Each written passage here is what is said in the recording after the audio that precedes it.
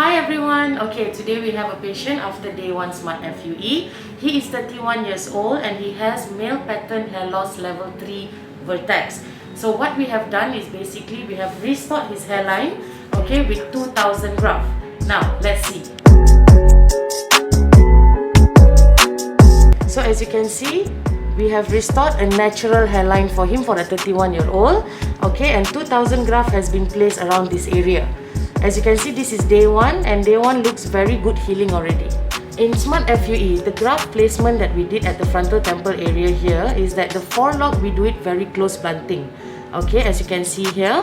Alright, and we also create a very natural frontal temporal angle here.